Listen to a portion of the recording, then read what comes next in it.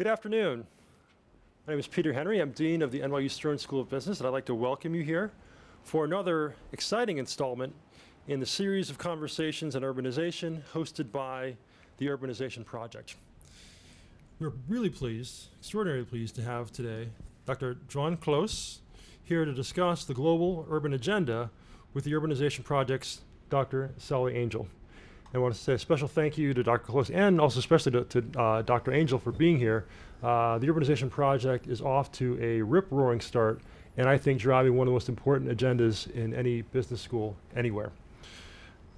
Dr. Clos is United Nations Undersecretary General and the Executive Director of the United Nations Human Settlements Program, also known as UN Habitat.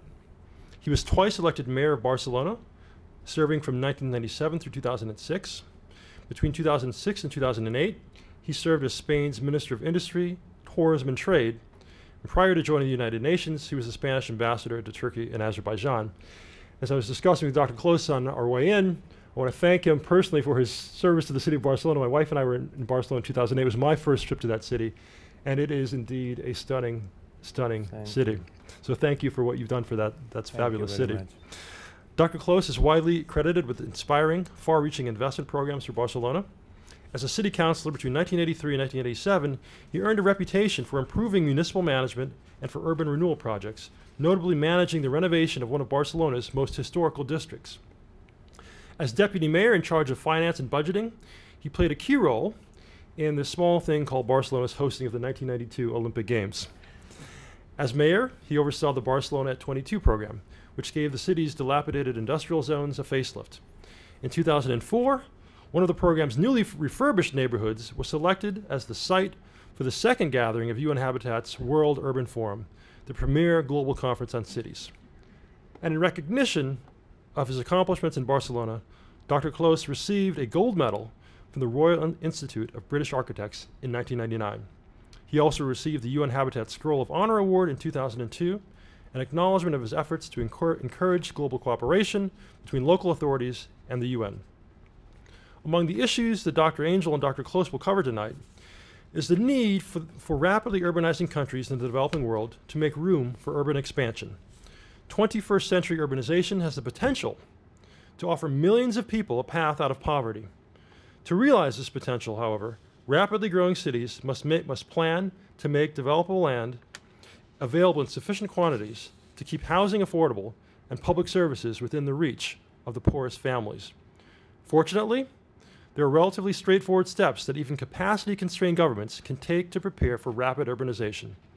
As the lead on the Urbanization Project's Urban Expansive Initiative, Dr. Angel is currently collaborating with growing cities in Africa and Latin America as they make room for their expansion. Among his responsibilities as Executive Director of UN Habitat, Dr. Clos is similarly committed to working with governments to overcome the challenges presented by rapid urbanization. Dr. Clos, it is our distinct honor to have you with us here today. Thank you for coming here to help us think about these important challenges. Please join me in welcoming Dr. Clos to NYU Stern.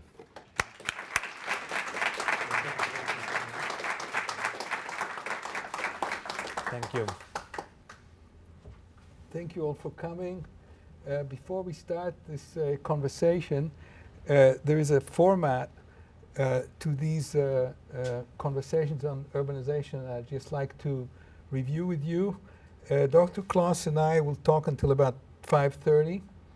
All of you are invited to write down questions on the cards that are on your seats, and we'll collect the cards around 5:25, and I'll use the questions on your cards as a basis for the remainder of our conversation.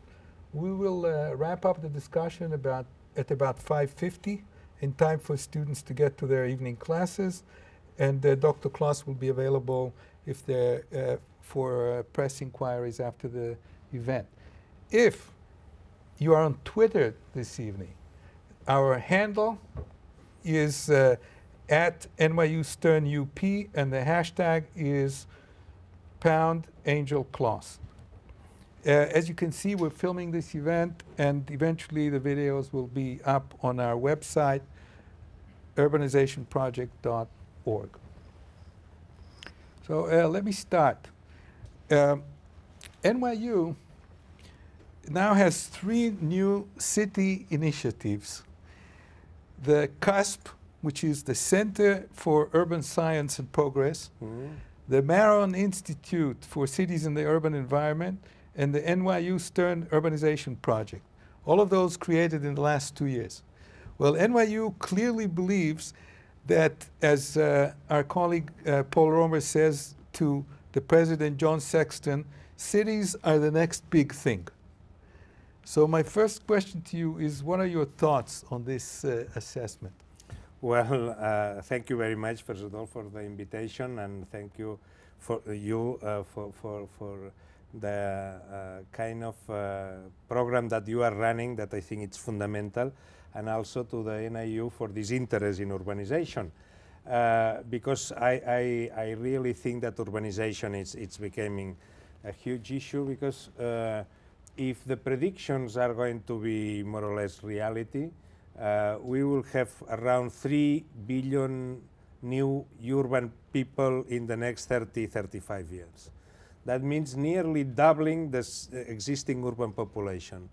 In all human history, we have reached 3.5 billion urbanites, and just in 30-40 years, we are going nearly to double this figure. You can imagine what that represents in terms of investment, in terms of whatever. The challenges that that represents is fantastic, and in that sense, I think that this sentence of Romer, it's true. There is a lot of talk about urbanization, and many of you are familiar with the numbers. And Dr. Clos just gave us some of the numbers. I would like to differentiate these numbers for you along one dimension. The urban population growth in the developed countries between now and 2050 is estimated to be of 160 million people. The urban population growth in the developing countries is going to be 15 times that. So that means not only the focus on urbanization and the numbers that you mentioned, but it also means the shift of interest and study and intervention to the developing countries. Now, the thing that Professor Peter Henry mentioned earlier, and I want to get your reaction to it, these numbers about urbanization and have been around for a long time. People say, you know, it's a lot of people are coming, but very little can be done about it once you look at the numbers and you say, yes, there are a lot of numbers. We need to do something. So what we've been trying to do, both you in your role at Habitat and myself in this kind of modest role that I have here, is to change the discussion from the people to the land. Because we don't know what to do with 1 million people or 1 billion people, but we know that 1 billion people is going to take out a lot of land. And so that the cities are going to require a lot of land as they expand. And then we can know what to do about that land. What are your thoughts on this? Well, yes, I think that the big challenge, especially where the urbanization is going to grow in a bigger rate, which is in the developing world, the big challenge is that most of the urbanization that is taking place there is a spontaneous urbanization.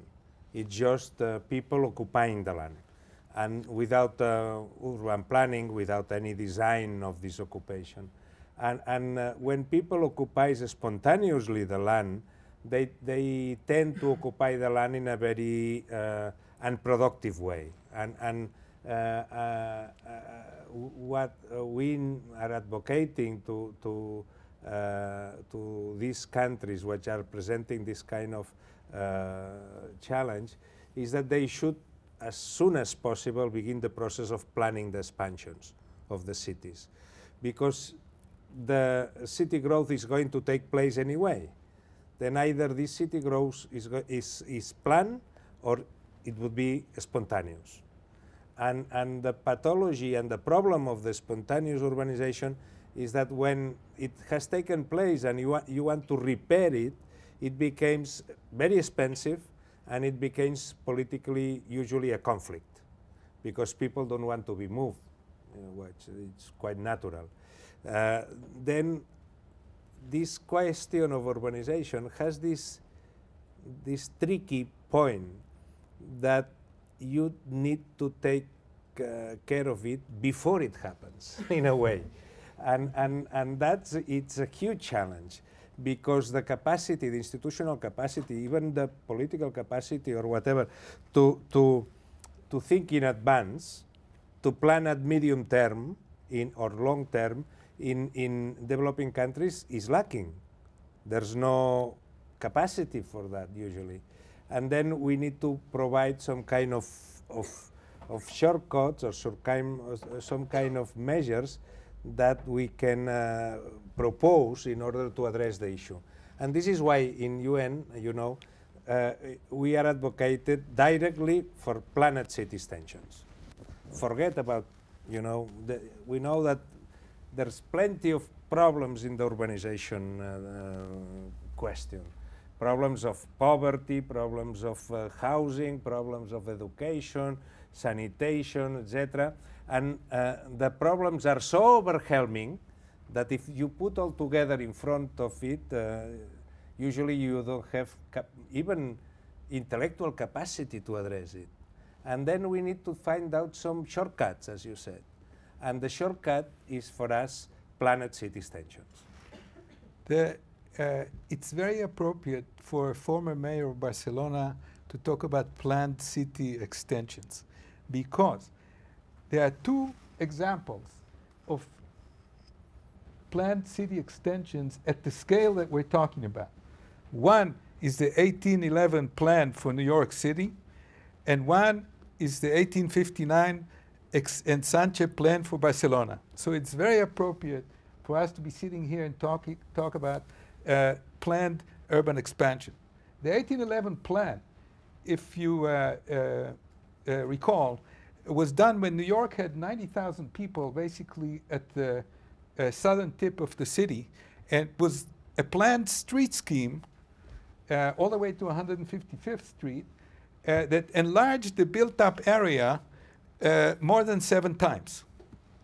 And that plan took 4 years to implement, to survey and implement, and was, of course, built very quickly, so that by 1900, Manhattan was fully built. And then, before I get to Barcelona, Manhattan did this again. It annexed the 4 neighboring counties, the Bronx, Queens, Brooklyn, and Richmond County, later called Staten Island, and enlarged the area again by 7 times, and had a street plan for that expansion. By 1900, the street plan that was presented in the Paris exhibition for all to see, it was a plan that was 16 feet by 10 feet large, and won the prize for forward thinking at the Paris exhibition in 1900. That extension of New York City was filled in 35 years, even though it had room for a 7-fold expansion of the city. The Barcelona plan, created by the great planner Ildefonso Cerdà, who won the competition for 1859 for the extension of Barcelona, was planned at the time when Barcelona was a kind of a medieval city around the port with approximately 150,000 people. And that expansion plan was a plan for a 7-fold expansion of Barcelona. Again, the street system, the famous street system with the octagonal blocks that is now the pride of urban planning. Now, beyond New York and Barcelona, we don't find anywhere cities that have made plans for a 7-fold expansion. This is completely unique, even though the numbers that we are talking about speak for themselves. There are going to be cities that are going to grow by 3 and 4 and 5 and 7 times by 2050. And I very much appreciate, as you already know, your push to have planning before occupation. Because, as you mentioned, some studies that we have in Brazil and Colombia, when you try to put infrastructure into informal settlements after they've been settled, it costs between 3 and 9 times what it costs to put these services if you do it in advance. Yeah. So the issue is very much how to do it in advance, and what needs to be done in advance. So this is where we have our argument, and that is, for me, I basically say that if we had a set of arterial roads, 1 kilometer apart, that would throughout the area of expansion, that would be enough. But you have other ideas. Yeah. Yeah, I think that we need to draw the lines of the full grid, because there's no certainty that the weak municipalities, the municipalities where the power of the institution is weak, can or will have in the future the capacity to guarantee that inside these big islands that you are proposing, it's going to be enough public space. When we are doing photos by satellite about the cities, we see that in a planned cities, about 30% of the land is allocated to the street pattern. In fact, in Manhattan, the figure is 36% of the land is allocated to the street pattern. But in the spontaneous cities of Africa, for example, that we are studying, the average percentage of land allocated to the street is 10%. That means that we need to multiply, for 3 in order to get an average that can resist or can sustain the future growth of urbanization. Because if you don't put this public land there at the beginning, as you said, later on it becomes very difficult. The big isle, or the super isle, as I call it, because it's a kind of derivation of Le Corbusier urban plan. It has another risk. Usually, in developing countries, the municipality has no capacity to plan. And then they have the temptation to sell the isles to developers and to allow the developer to do the plan. And if the developer comes with a plan, that's even for the local authority relaxed because somebody has planned. But that doesn't imply that the pattern, the grid, it's smart enough. We have done a survey of the street patterns of Nairobi. There are something like 25 different street patterns in Nairobi. In every street pattern, you have a frontier between a street pattern and the neighbor street pattern. Usually this frontier becomes a huge problem of communication because the streets doesn't fit, and and then if you want to go from one part of the city to another, usually you need to go through 6 or 7 different street patterns. And of course, from an engineer who wants to optimize the mobility of a city, to move through 6 or 7 different street patterns is a nightmare. This is why we favor the drawing of the street pattern. The problem is that this is not in fashion. The fashion is master planning and zoning.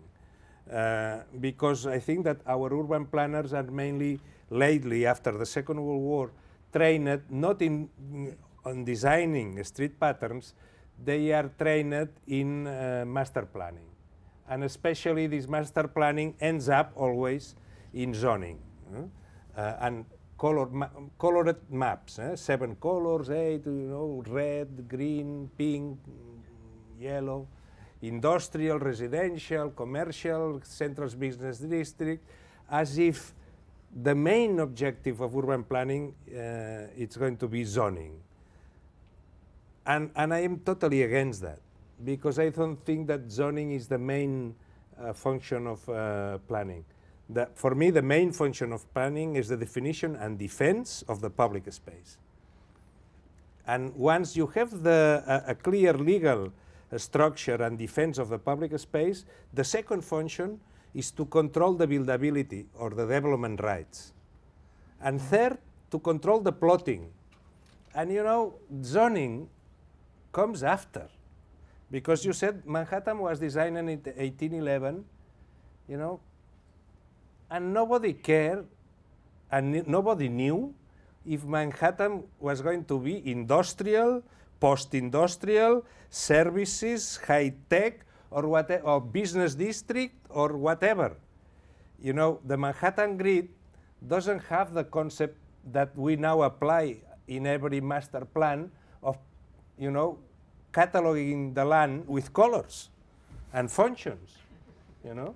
Where have we learned, where have we been lost in this pursuing of assigning functions to the different parts of the land of the city? And we have forgot the profession of defining and defending the public space. I want to talk a little bit about that last thing, which was the first thing that you mentioned, which is that cities thrive on public space. And I think that it's very important to mention this in a business school, which is committed to the operations of markets and almost to a kind of a religion that the markets can solve everything. The one thing that markets have not been able to solve is the street system. The streets are public goods, and if the markets was left to take care of the streets, is exactly when we get the kind of solutions of unplanned development, because all the market cares about is access to a given plot so that that plot can be developed. And as long as there's access there, it doesn't have to be a straight line access or a wide enough access to carry public transport or to carry urban services. And somehow, the justification for public space has gone away with a sense of the loss of the public sphere. That everything can be privatized, we can do everything with market solutions, and everything will take care of itself. Well, when it comes to what we're talking about here, it doesn't happen. We need public interventions, and we need public land, and we need that before the real estate market can operate properly. So the real estate market has operated wonderfully in the New York 1811 plan, but only after that plan was created. The real estate market did not create that plan.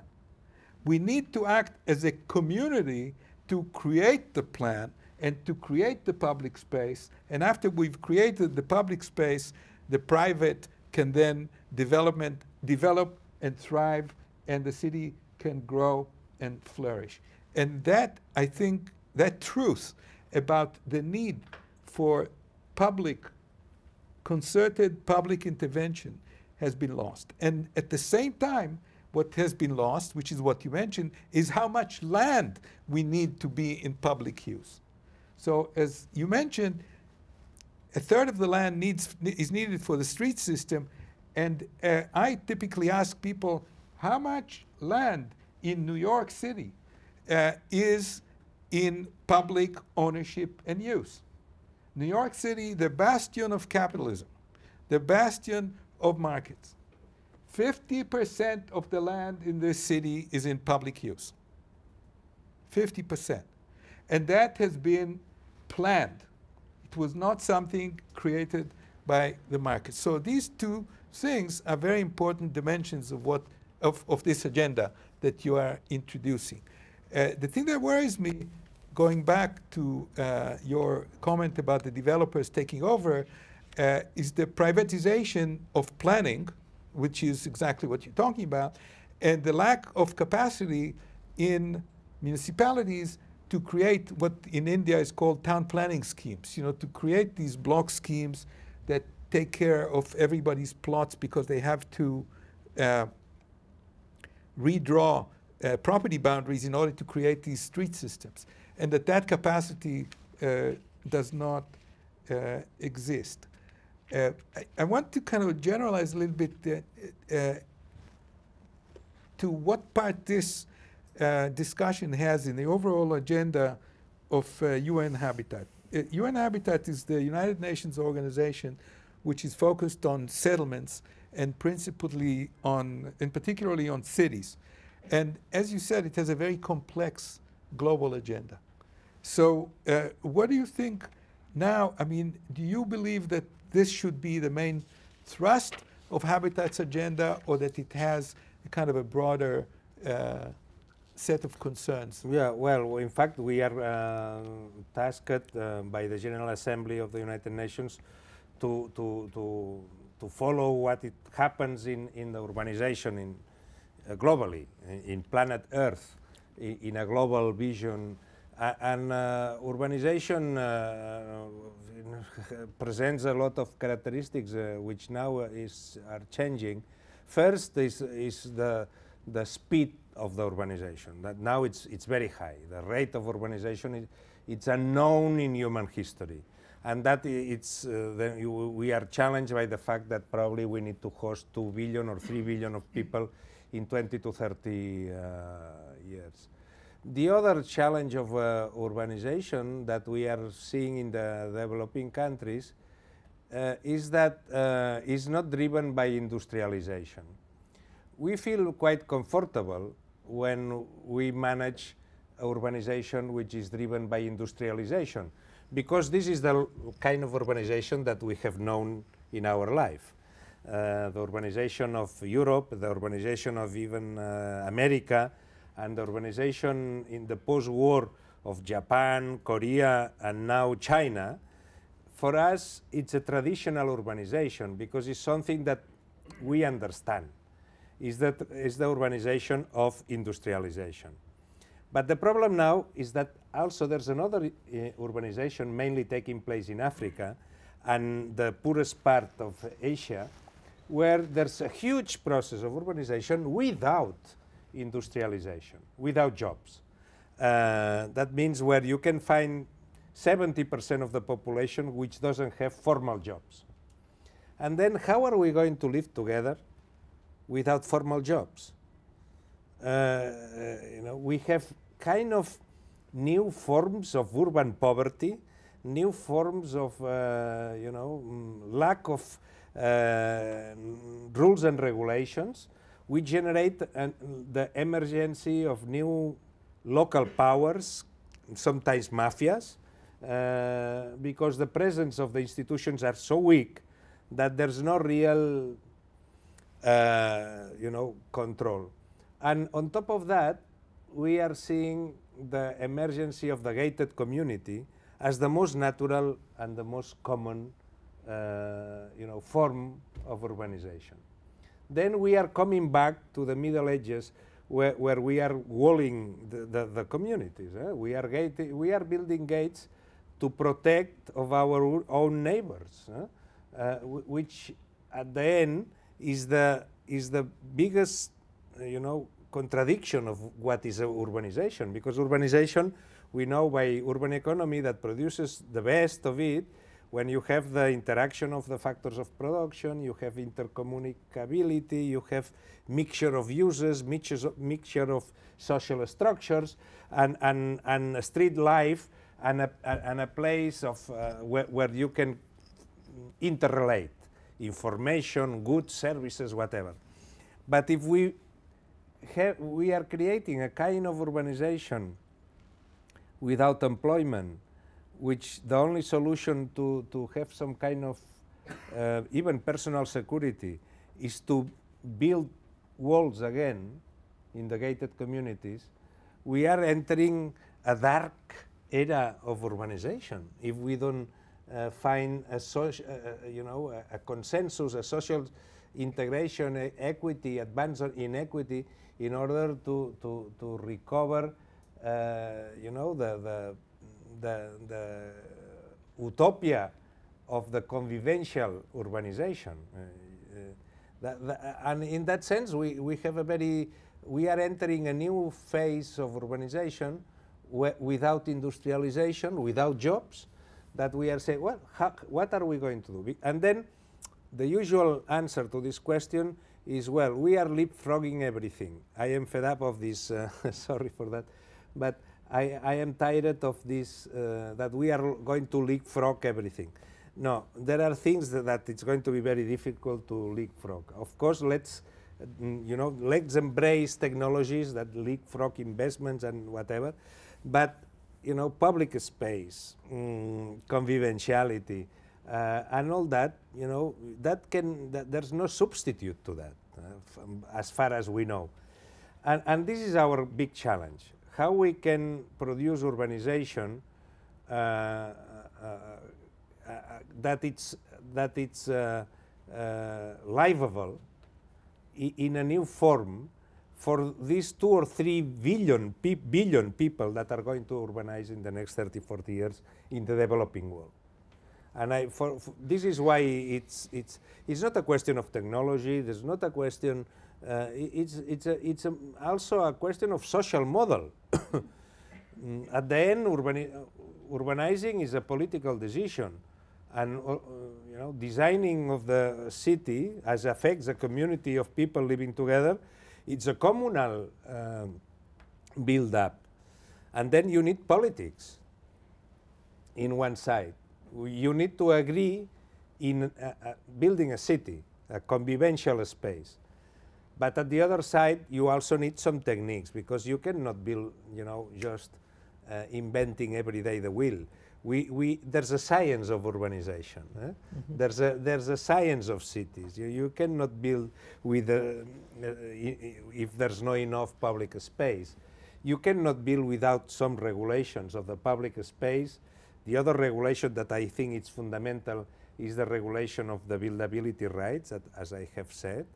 And usually in most of the countries, buildability rights, sometimes they are regulated, but in nearly everywhere they are not implemented or very weakly implemented. And you see that one owner builds 7 floors, the other 2, the other does another thing, and you know, nobody pay taxes by the 7 floors or the 2. There's a kind of course, in urbanization, there's a huge generation of value. All the real estate tycoons, they know very well how to make money urbanizing. It's a huge source of value, urbanization. Then these values should be shared, and these values should contribute to the acquisition or to the, you know, to the organization of a good place in terms of public space, and some money to the maintenance of the basic services. And if you don't control the buildability rights, if somebody doesn't have the authority, the political legitimacy to control the buildability rights, there's no way to influence the good urbanization. But it's very difficult to control the buildability rights if there's not really you know, if you don't want to, if you don't get a huge compromise with the city, because that's a political fight usually.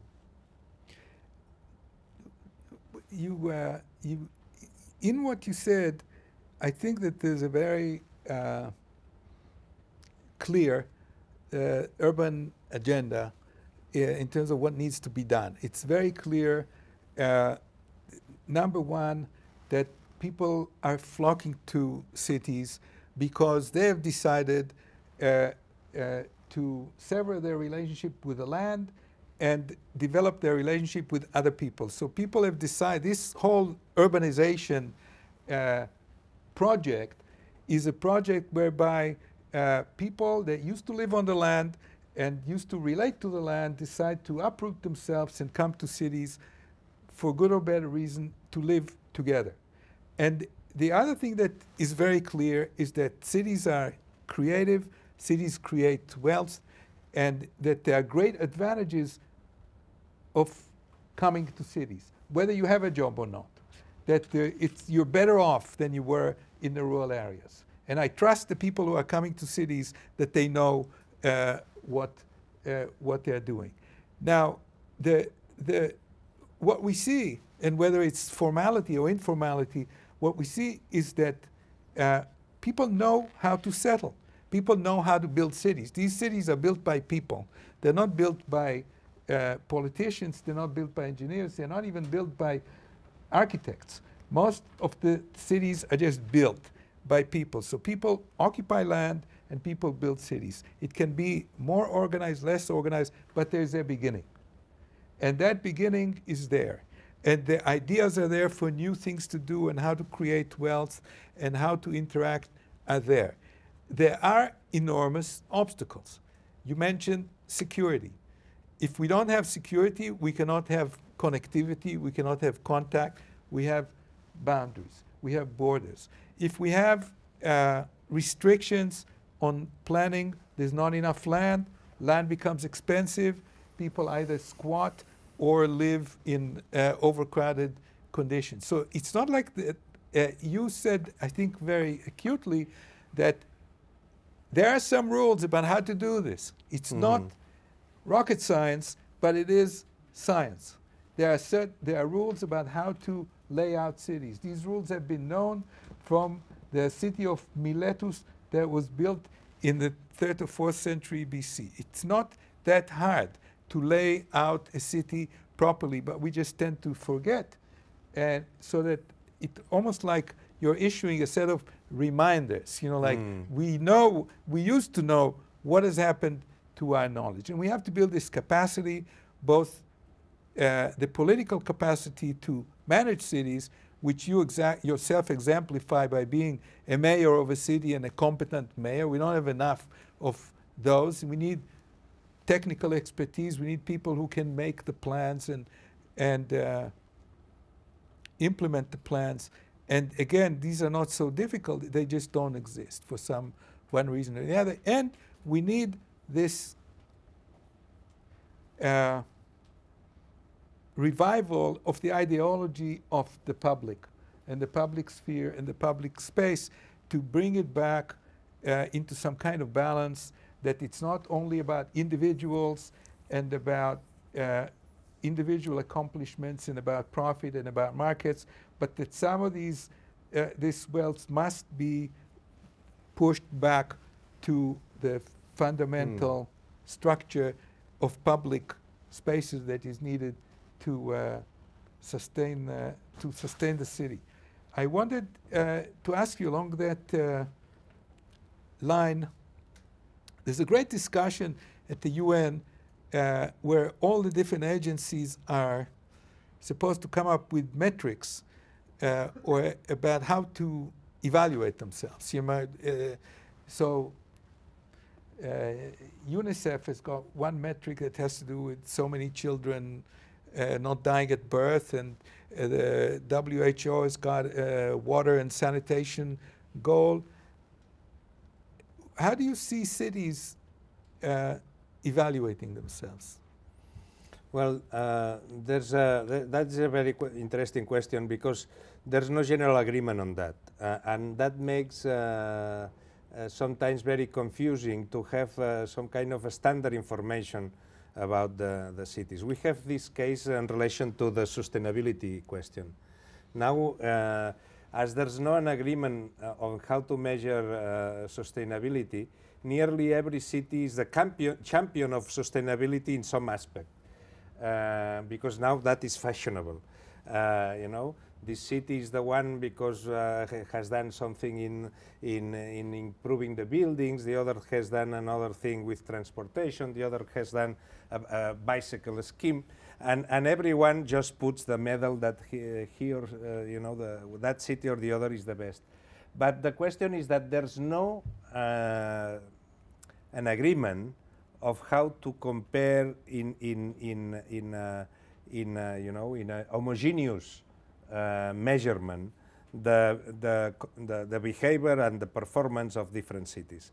This is one of the questions that we would like to promote in UN Habitat, to ask the international community, some group of cities and different actors to come with propose or some agreements with people to agree to be measured in a kind of standardized manner. And this is difficult because politically nobody wants to, to come being badly ranked in any of those classifications. Everybody wants to be the best. We need really to focus on that, and it will take some time to agree on this kind. Perhaps this idea that we have commented in other occasions between you and me of creating a survey, a permanent survey of cities where we can analyze and then we can provide data without assigning the names or without, but to gather real knowledge about what urbanization produces, because we are trying to convert or to increase the formalization of the science of urbanism. We cannot just be saying that urbanism is literature, poetry, political science, sociology. There are other aspects of urbanism that they are there, and one is the ones that I have mentioned, especially the rules and regulations protecting the public space, the proper design of the grids, and then the financial model of the cities. Because one of the other things that we have not talked is that in weak places where there's not still enough institutionalization, what usually doesn't work is the financial model of the urbanization. There's no money to run the services. And sometimes even if you have somebody, international institution or a donation or somebody who builds a service like a drainage infrastructure or sewage, after 6 months it doesn't work, because there's no maintenance and there's no capacity to manage these kind of services. And this is a catastrophe, because some of these basic services then don't reach the population, and this is one of the main problems. Then this set of rules and regulations, the design and the financial model, there are 3 aspects that should be, they are the ABC of urbanization, and we cannot go without them. You cannot produce a very nice design if there's no rules and regulations and a financial model. And you cannot do a good financial model but then fail in basic concepts of design or in rules and regulation. These 3 things, there are kind of 3 pillars sustaining the urbanization process that must be there. And they can be there at every level of urbanization, because another normal answer that you receive, especially in developing countries, is that, oh, urbanization is very interesting, but we don't have money. No, urbanization is not primarily a question of money. Urbanization primarily is a question of design, and then the money will come later on, but you need to define a set of rules and regulations, designs of the patterns and financial models, and then the money will come because there's no enough money in the world to be put if there's no money growing in the proper urbanization process. What we were talking about, and I'd like to elaborate on it a little bit, because this is one possibility for collaboration between the NYU and UN Habitat and a group of other institutions, is trying to measure whether we're making any progress along these dimensions or not. Now, it's very difficult to measure that, but we are proposing a kind of a, you might say, a joint venture to try to measure the quantity and the quality of urban expansion globally. There are 4,000 cities in the world today with 100,000 people or more. That is the universe of cities. And we need to be able to say something about what happens to these 4,000 cities over time. But in order to do that, we would like to adopt this kind of a medical model, back to what we were talking about, since I know that you started your career as a medical doctor, that we need to sample this 4,000 cities. We don't have to study all of them and see what happens to all of them. We just have to see what the trends are. So what we're thinking is taking a 5% sample, a kind of a stratified sample of 200 cities, and asking ourselves, let's look at the areas of expansion of these cities in the last 20 years and see whether we have the kind of qualities that we're talking about, whether we have enough land in public use, how much of these expansion areas were planned before they were occupied, rather than occupied and then trying to put in the services, how wide the streets are, how are the services there, do they have finance for getting can they generate? It's not a matter of bringing money from the outside to do urbanization. Urbanization generates the wealth that it needs in order to sustain itself. And to try to measure that, to monitor that with a sample of cities. And I understand that you support this idea. Yes, totally. In fact, we have already a sample developed by the United Nations, and we would like to build up on that strategy in order to have, hardcore information that can, which is not just the outcome of the publicity of every city or every government, but it's about the facts and figures. And that's that for us is a very important step and fundamental priority in order to talk with certainty about some of the aspects. By the way, you in your books have explained it very well, the growth of the urbanized land, which now is reaching quite a 3 or 4 or 5%, I don't remember the figures that you published. That means that, in fact, the growth of the urbanized land is bigger than the growth of the population. Then we are diminishing the average density of the world. And this is a problem because, the density that in which we are building, it's becoming quite low, isn't it? Hong Kong, it's 96,000 inhabitants per kilometer square. Manhattan is 50-something inhabitants per kilometer square. But most of the urbanization that we are building in cities, these projects of small extensions and connected extensions in the cities, suburbia, etc., it's urbanization with densities around 2,000 inhabitants per kilometer square. 96,000, 50,000, and most of the new urbanization that we manufacture, that we produce, it's with a densities of 2, 3, 4,000 inhabitants per kilometer square. If we are going to be 9 billion people in 30 years or 40 years, and we are going to go from 50 to 70% urbanized, we cannot be growing at this uncontrolled pace and diminishing the density. Because if we keep diminishing the density, we are losing some of the main assets of urbanization, which is compactness and the intensity of the relations between the people in the cities.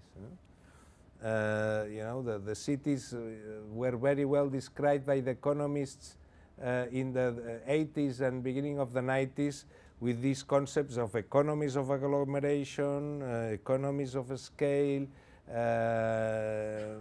increase of the size of the markets, specialization, all of the factors that increases the the economical productivity of any entity. And this is why the urban land is usually 10 times, 20 times the price of rural land, because urban productivity is very high. It's one of the best inventions that humanity has been doing in relation to generate economies. I want to make one comment on density, and then we're going to start with the questions. It is true that densities that urban densities are declining, and they have been in decline, according to my calculations, for about 100 years. And the decline in density has followed basically two trends. Patterns. One is economic development, and the other one is cheap transportation. So economic development means we use more of everything. So we live in larger houses. They require bigger space. We have wider roads, bigger schools, bigger shops, bigger offices, bigger factories, more parking spaces. All of this takes up a lot of space, so the space per person increases. And to give you an example, in Tianjin, for example, in 1978, when Deng Xiaoping came to power, the average living area per person was 6.5 square meters. A few years ago, it was 25 square meters. So within a 30-year period, they quadrupled the living area per person. So you can imagine, and also when you look at Tianjin, there's a lot of light and air and these kind of skyscrapers that are one near the other with a lot of space in between. So the densities are not very high. So economic development reduces density. The second thing is that on the fringe, when settlements is starting, densities are always going to be lower than they are in the center, because, as you know, densities always fall with distance from the city center. And also, densities, in my view, really, going back to an earlier thing that you said, are very much for the market to determine. It's very hard for planners to come and say, we want high densities here, middle densities here, low. When there is demand, there's going to be more construction and more density. And just to put on record, you mentioned the book that I wrote, Planet of Cities. I estimated that in the year 2000, cities took up less than half of 1% of the area of countries. Altogether, 600,000 square kilometers.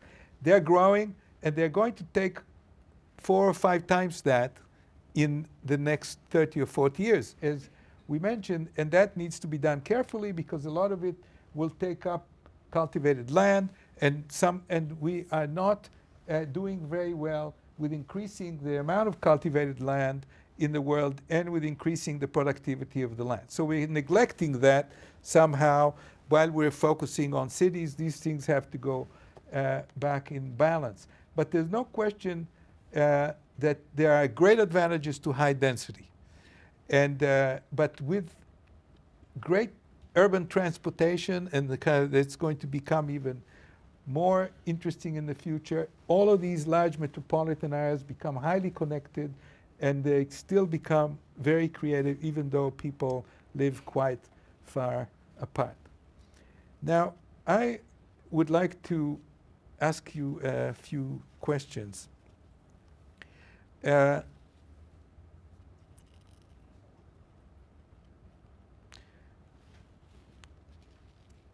You mentioned gated communities, and there's a question here which I don't know the answer to, which is, what is the relationship between security and inequality? And can you successfully tackle one without tackling the other?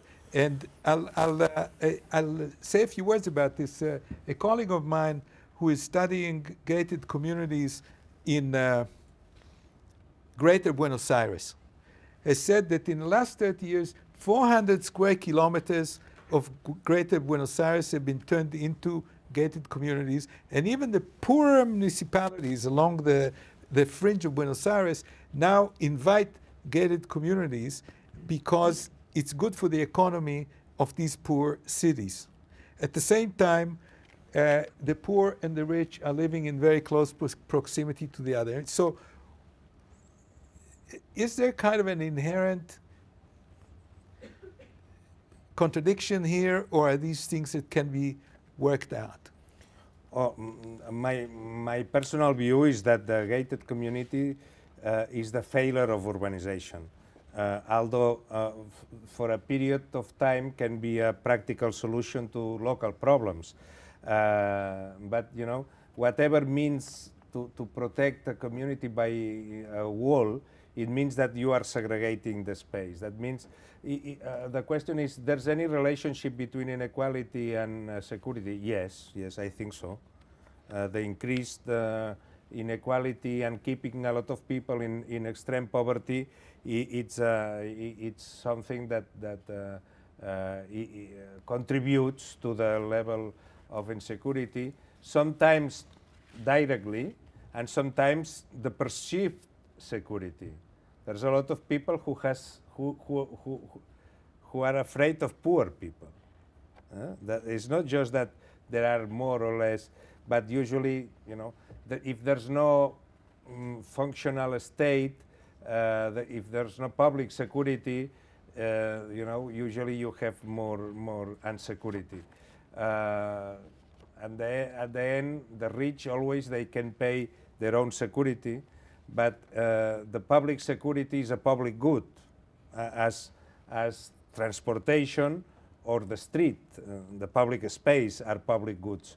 And when these public goods fail, usually you have conflicts. And if you have inequality, you know, it's the temptation to insecurity, it's very obvious.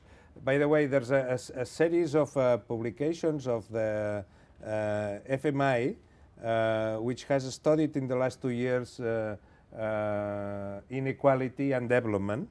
And finally, they come with a very clear relationship with security or increased equality and better performance in terms of development. I think that this is quite obvious, and you know, it's a fact of life that this is associated. I'll ask you something that I'm sure you frustrates you. There's a question here that says, if you look at the percentage of foreign development aid that goes to different sectors, the urban sector has only a minuscule amount of aid compared to other sectors such as health, education, energy, good governance, and so on. Why do you think there's such a disconnect between the need of cities and the availability of international funds for urban development, and what can be done about it? That's a very interesting question and a very difficult one, because there's no a clear idea of how foreign investment on overseas development investment can help urbanization. You know, it's much clear the relationship, the cost effective relationship between vaccination and health, or infant mortality, providing clean water on that. But urbanization, as is a political, it has a political component, very important, because there's no urbanization without the political will of a local government or a national government to urbanize. There's not very clear that if you put money just blindly in urbanization, that's going to happen. And the donors are in that sense reluctant, or they are not so.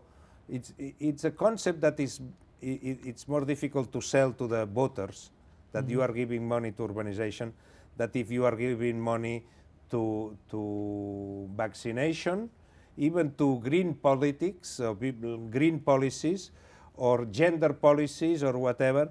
But urbanization is a too harsh, too complex issue. But the question also said foreign investment. not just donations or grants, investment. Why? And it's true that in investment, there's not much foreign investment in cities, and the main reason is the lack of investment security. The lack of, you know, that an investor is going to put money in a city if there's some kind of security that the investment is going to be repaid, and you know, and you will have some margin of profit. And in quite a number of countries, there's no such security for investment, and because the urban rules and regulations, they are not applied. You know, the legal system doesn't protect the investments enough. There's a very local business, and real estate, it's always a very local business, and foreigners are always perceived as an unwanted actors in the real estate business. Until you understand the real estate investment, it's good for a country, local economy, and that requires quite a knowledge about it that sometimes take quite a long period to understand. And for making possible foreign investment, you need to have clear rules and regulations and a transparent system of resolving the disputes, and usually in questions of land, this is always very, very difficult. The one dimension of urbanization which I think that we can and should be able to obtain support is affordable housing. So affordable housing for the millions and millions and tens of millions of people who are going to come is not going to be constructed. It's not going to be public housing, and it's not going to be structures. It's going to be people building their own homes. And for people to build their own homes, with or without technical help, they need land. So the issue, for me at least, is to keep land affordable on the urban fringe, so that when we talk about expansion, the goal of orderly expansion is not just a planning goal, but it's to have enough land for people to be able to build on, land that they can afford. So if we can keep that, if we can suggest that as an agenda, I think that we will, and we are, in fact, getting good response from donor organizations that want to help prepare infrastructure for urban expansion. They see that as something that has serious returns, both for poor people and for organizing the city so it becomes more productive and more sustainable. There is a question here about affordable housing that comes from completely different angle, and that is Mayor Bloomberg. He suggested he wants to build apartments that are 30 meters square for the working poor in New York City. And somebody would like to know whether you have any comment on that. I don't know the scheme of Mayor Bloomberg, then I don't know exactly the details. But this has been a tendency which is common we have seen in many cities of the world. When the prices of land go very high, then the reaction is to diminish the size of the land for the people. Huh? You know, we have passed all the 20th century increasing the size of the houses of the poor, because the houses of the poor began in the 20th century at the beginning with 7 square meters. Now in the average in the slums in Africa, it's 9 square meters. You said in Tianjin 40 years ago they were 4 or 6 square meters. And then we were trying to pushing size up, and yes, there are some schemes in some places, especially where the prices become very high, to diminish the size and put more people. I don't know, in Spain we had a name for that. It was the mini pisos, we call it, like the mini car. You know, I think that all this it should be solved in another mindset, because, by the way, Manhattan is a very good example of public housing projects done in the 40s, 50s, 60s, 70s even, when we have plenty of houses, schemes, where you have quite a number of population of poor middle class, which is still has the opportunity to live in Manhattan. We tend to do another strategy in other parts of the world, which is to say by regulation. Whenever you develop land, you need to put 30% of the land allocated to you know, affordable housing. Regulations like that. Because one of the things that we need to tackle is the uncontrollable rise of the price of land. There are many cities on the world where the middle class cannot afford to be in the center of the city. This is a real problem, especially in the developed world. The middle class now begins to be expelled out of the center of the city. And this is a problem that I think it should be tackled through regulations. Because I don't see other forms of tackling with that. Of course, if we already have a declining density, it's going to be very difficult to promote, in that case, planned city extension, as New York did in several occasions and Barcelona did, because planned city extensions in that time, they created a huge market of land, and then the offer was up, and then the prices were down. Right. But now,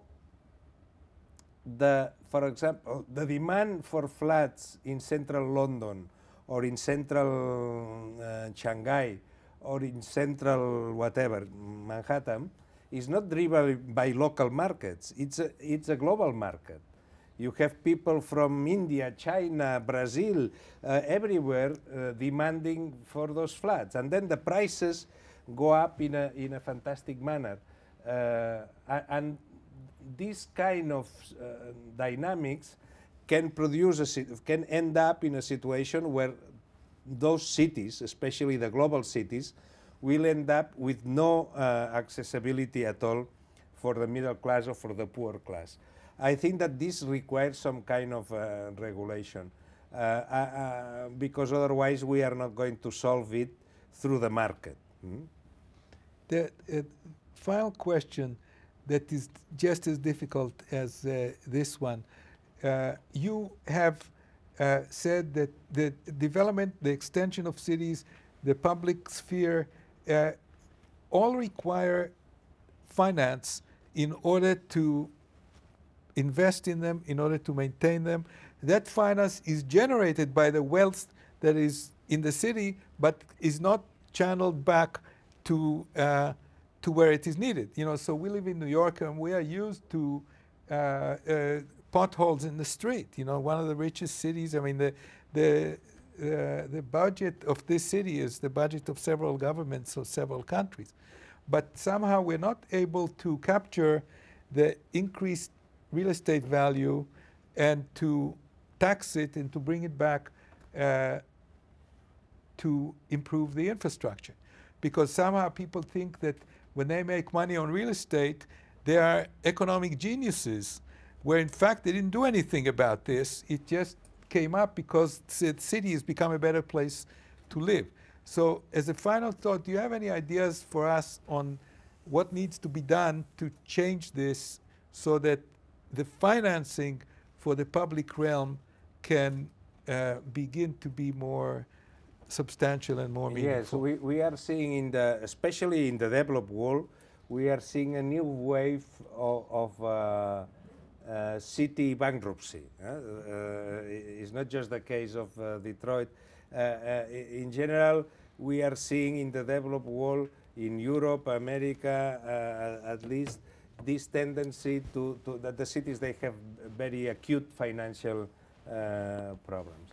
And here it's a question of public economic modeling, because the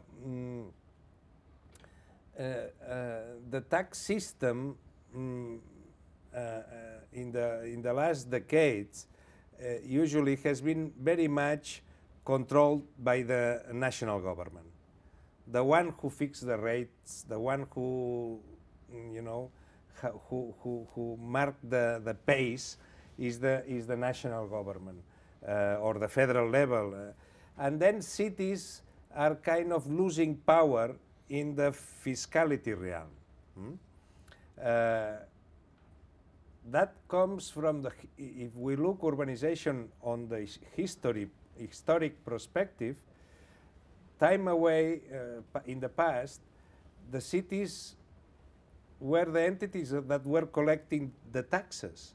Mm-hmm. And the cities had this kind of, you know, in the door of the city, which it was a place to pay even the taxes to enter goods inside the city. And the kings, the national entities, were very weak on money, and they used to go to the cities to beg for some money, to do war and whatever. But with the invention of the national state, the modern state, the fiscal instruments, they have moved mainly to the central state. And now you see the other way around. Now is the mayor who goes to the state or the federal level to beg for money. In 300 or 400 years, we have changed the relationship. And every finance minister knows that he collects the money in the cities. Okay? But at the time to divide the cake, you know, you need to serve many duties for the nation. And the city, it's, you know, they will manage. They have property taxes, etc. I think that we need to revisit the fiscality of the urban realm, because we have gone from one, the pendulum has gone from one end to the other end. And now the fiscal powers of the local authorities, I don't know exactly in the States, but in many